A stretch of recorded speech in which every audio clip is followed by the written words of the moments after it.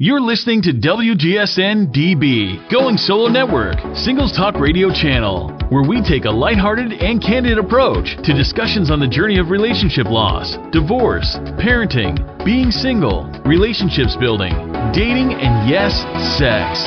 Join our listeners and begin living your best life.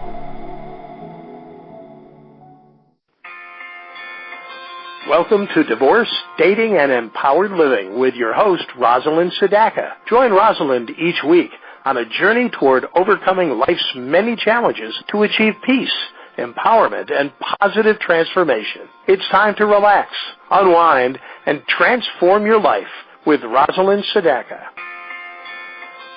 Hello, everyone. This is Rosalind Sedaka, and you're listening to Divorce, Dating, and Empowered Living with Rosalind Sedaka on WGSN-DB, the Going Solo Network. As you know, I'm the founder of the Child-Centered Divorce Network, and I provide information, wisdom, resources, and tools that you can take advantage of before, during, and long after divorce, especially when you're divorcing with children, which is such an important facet of it all.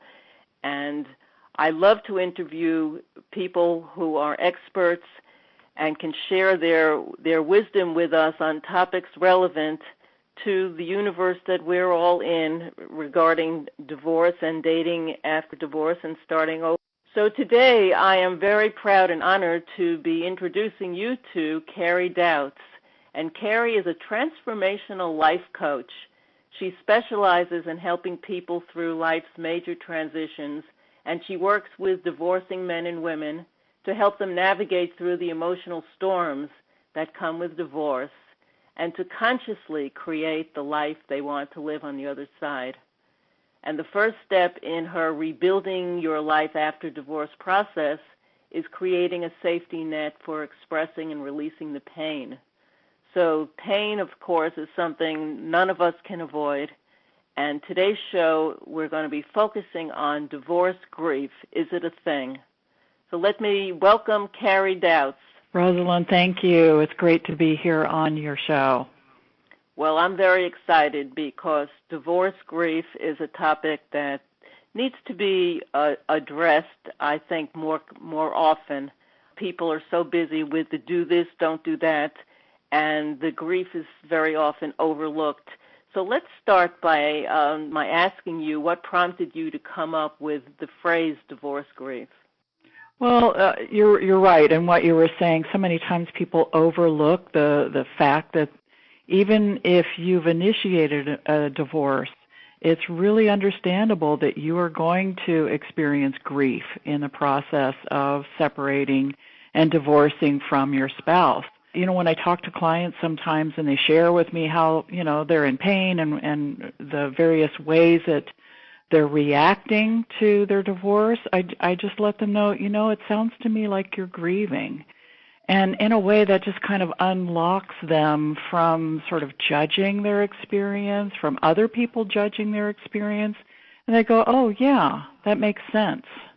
And so that's why I came up with the phrase, because it tends to send a message that people are going through a process and they have a right to grieve. So why is it so important for people to acknowledge that they do have that right to grieve in the process of divorce? Yeah, it's such an important step, I think, because to acknowledge that divorce is a death. It's the death of your marriage and all the hopes and dreams that you had of living happily ever after. So it often surprises people when they find themselves experiencing grief, and it often also surprises their friends when the divorcing people tend to need more support than they think is necessary. So I think it's helpful to understand, you know, what they're going through, to understand that there are stages that they're going through because it is the death of their marriage. So the typical stages of denial and anger, ambivalence or bargaining, you know, depression, you know, all of those stages that Elizabeth Kubler-Ross came forward with, they're applicable because you are dealing with the death of your marriage. Yes, and I imagine that since in some cases one is initiating the divorce, and in some cases the divorce is thrown on you, the kinds of grief you're experiencing may be different and at different degrees, but it all falls under the fact that it's grief. Is that right? Yeah, I would agree with that. And sometimes, like I said earlier, the initiating spouse is surprised that they're grieving. But it makes sense, you know. It's like when you're going through a divorce, you're going to need the time and the space because there's losses that come forward with divorcing. And we need time, we need understanding, we need support sometimes, because grieving is a critical step in navigating the divorce with dignity and setting yourselves up for a much more happy life after the divorce. And sometimes when we're immersed in grief, we can't even conceive of happiness ahead. We get so stuck in that feeling that it feels like this is going to be me forever. Yeah. And there's no right way to grieve. You know, that's what we know about grief work. Everybody grieves differently. And so I think it's helpful. One of the most helpful things that I can do with my clients is help them understand the process. Help them, know that they're not crazy, they're not doing something wrong. You know, there's such a wide range of emotions that we experience in the death of our marriage. And, denial, that first step, it's like that's that psychological defense or the coping mechanism. That comes into play to protect the mind and the emotions from being overwhelmed. So, sometimes we're kind of holding on to the hope that we'll wake up from like some bad dream, and we're not really ready to accept the reality. So we're suppressing the facts of this reality into our awareness. And I often hear people say, when they're in this stage of it, I can't believe this is happening. Especially if you're broadsided by the request for a divorce. So it takes some time to let the reality of the situation sink in. And like I said, if you initiate it, sometimes you don't even know how much you're going to be grieving once you start the process. Yeah, it comes as a surprise. Yeah. Now, I know in your work you talk about grieving well. Can you tell me what that means? Sure, because I talk about one of the first steps of grieving is creating a safety net for yourself so that you can feel, express, and release your pain. So there's a few things that I help people do to choose to grieve well. And one of those is to slow down, to resist the urge to try and speed up through all these uncomfortable feelings of anger, of sadness, of fear. It's like I help people slow down to where they can meet their feelings and not make themselves wrong for having them. They just meet their feelings with compassion. It's kind of a mindfulness approach where we're really slowing down to accept the fact that, it makes sense. You make sense that you're feeling this way. And so often people don't get support in that way from well-meaning friends and family. They are doing their best to try and support their friends, their family members by just saying, well, I never liked him or her anyway. You just need to move on, And a lot of times I've had people say, I think I've worn my friends out. They don't want to see me crying anymore. They don't want to see me angry anymore. They're tired of my story. So grieving well is finding a place or a person where you can actually slow down and express and release your feelings. And another way to grieve well is to really pay attention to yourself, your own thoughts, your feelings, your process of healing. Because if you pay attention to you and let go of trying to pay attention to the spouse, it's so helpful. Because, I tell people, let's just draw a curtain between you and the other person. They're going to be doing their own process. They're going to be separating from the marriage and from the relationship in their own way. They're going to be doing things you don't like. They're going to be doing things you don't agree with. But let's keep the attention on you. Let's keep the attention on helping you to move forward in your life. Leave your soon-to-be ex out of it. So I just keep telling people, just leave that alone. It's like, let's keep coming back to you. Mm-hmm. And one of the tools that I introduce into keeping people's focus on themselves is journaling. Keeping a journal is such a helpful way of showing up for yourself when you're going through something that's really difficult. Now, some people, they take to this very easily, and they get it, that writing their feelings and their thoughts is really helpful, and that is a way to support themselves through the grieving process. And some people, it's kind of difficult for them. So I show them other ways to journal that is a way that they can do that more easily. Yes, I was curious about that because I know some people would be more resistant. Just the term sounds intimidating. Yeah. And, sometimes I just tell people it doesn't have to be, florid prose, and you don't have to buy a really beautiful, just right. Get out some composition notebooks, get out some notebook paper and just write. Mm-hmm. And there's a process that I teach people called Freeform Writing that is especially designed to help people release their emotions. And it's a long sort of explanation, so I won't get into it there. But any kind of writing, what it does is it takes what you're thinking and feeling, and how you can go on that hamster wheel of thinking and feeling the same things Absolutely. Over and over. Mm-hmm. It gets that out on the paper.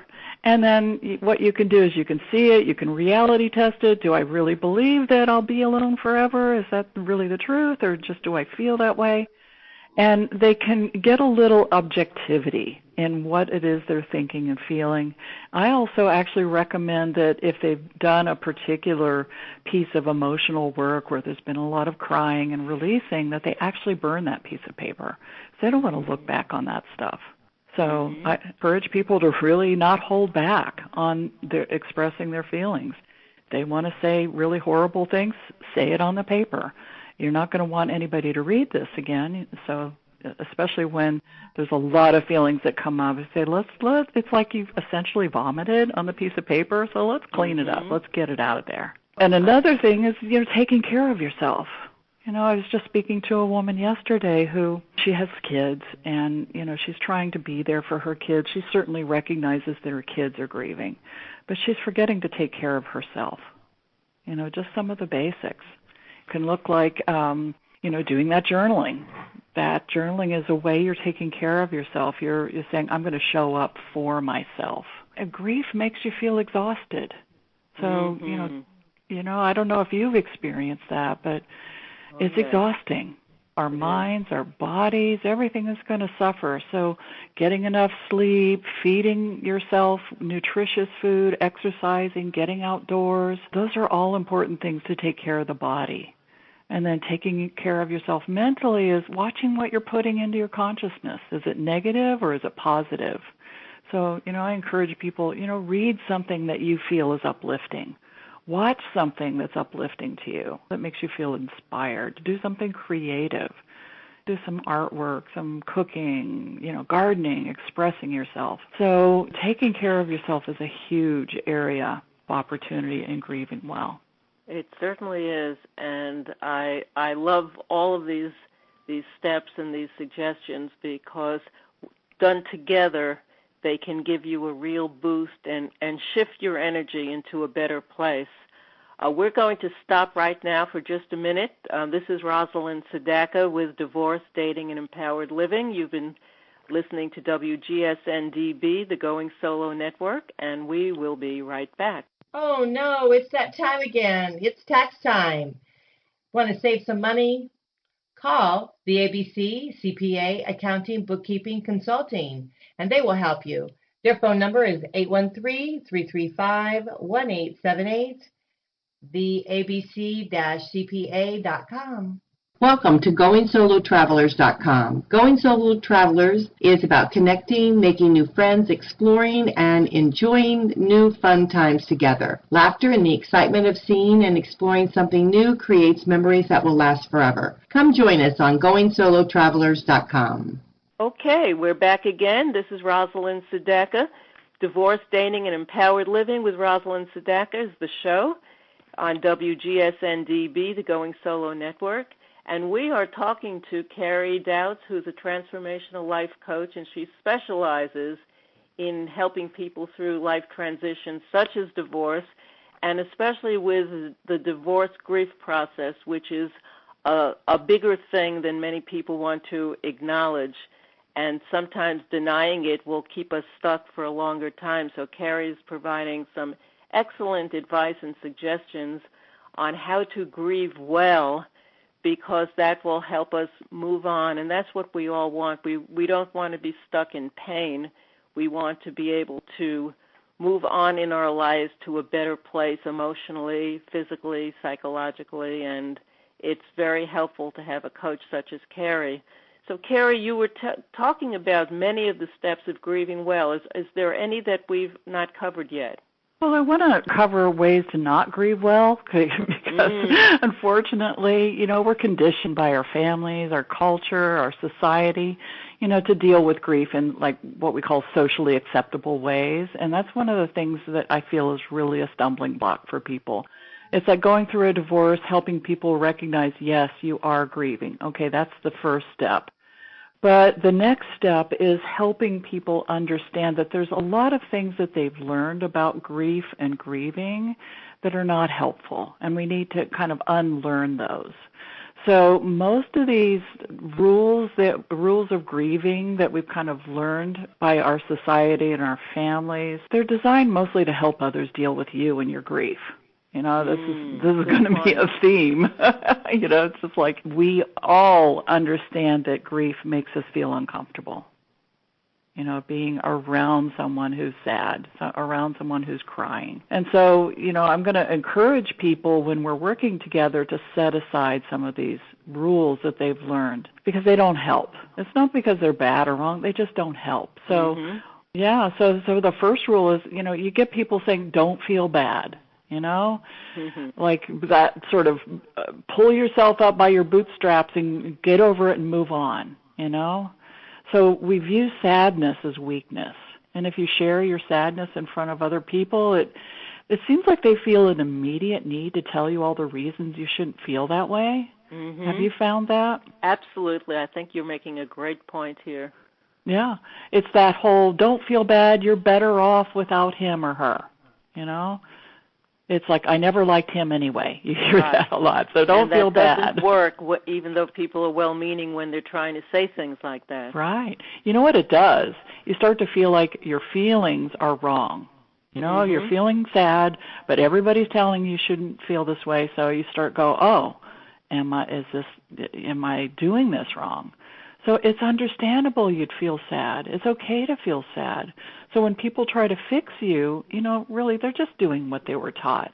They are following mostly an unconscious agenda that they want their friend back. They want their sister back. They want you back to normal. And so that they're really trying to fix and reframe and try to, talk you out of your feelings, which is not helpful.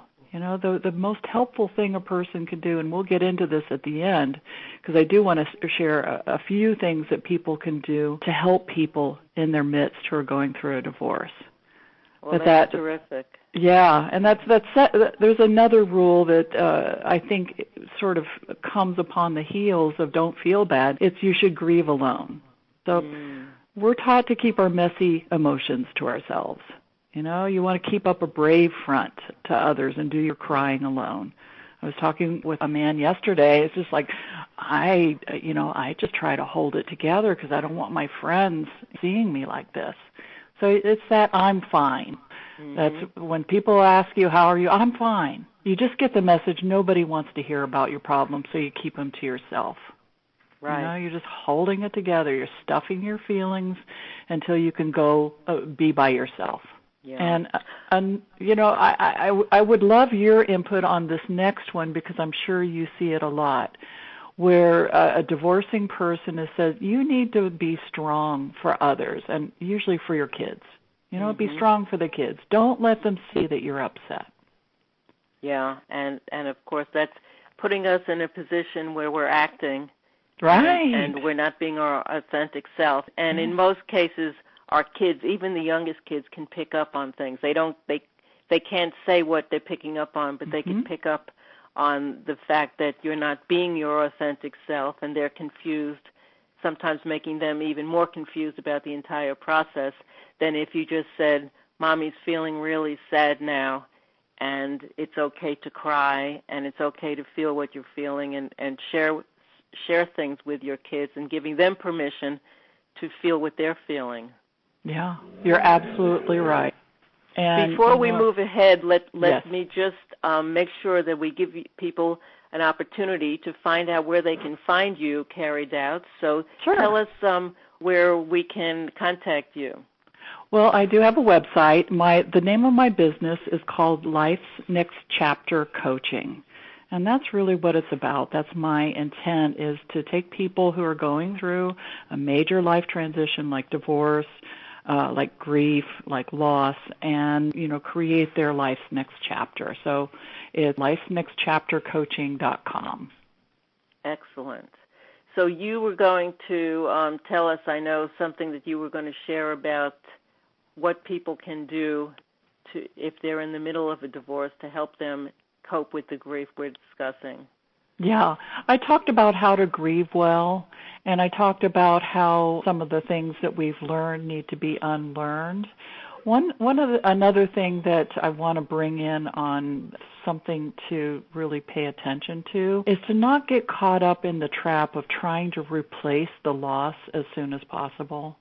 It's a mistake I see. Yeah, I see. It's a mistake I see a lot of divorced people making. Looking to replace that partner really before they've had the time to do the work of truly recovering from this last one.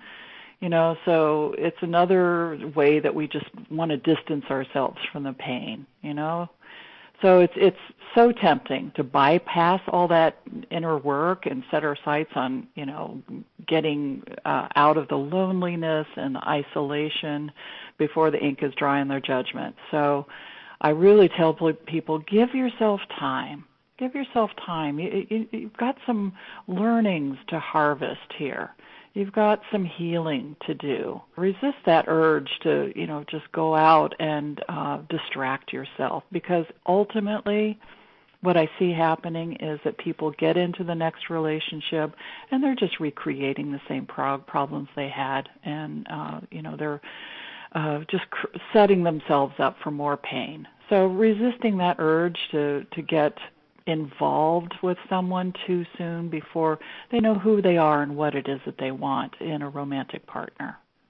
I think that's excellent advice. I offer that as well to clients, and I also suggest that it's important to learn the lessons from this divorce or breakup or whatever the grief is, so that you can use that as a tool to shift and make some changes in your life before you start running out to find another relationship.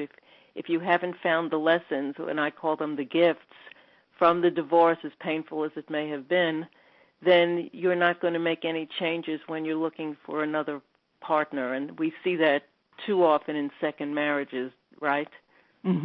Absolutely. And it's counterintuitive in a way, because we think, if I just get another partner, I will fill that place that feels so empty. I'll have a companion. I'll have somebody here.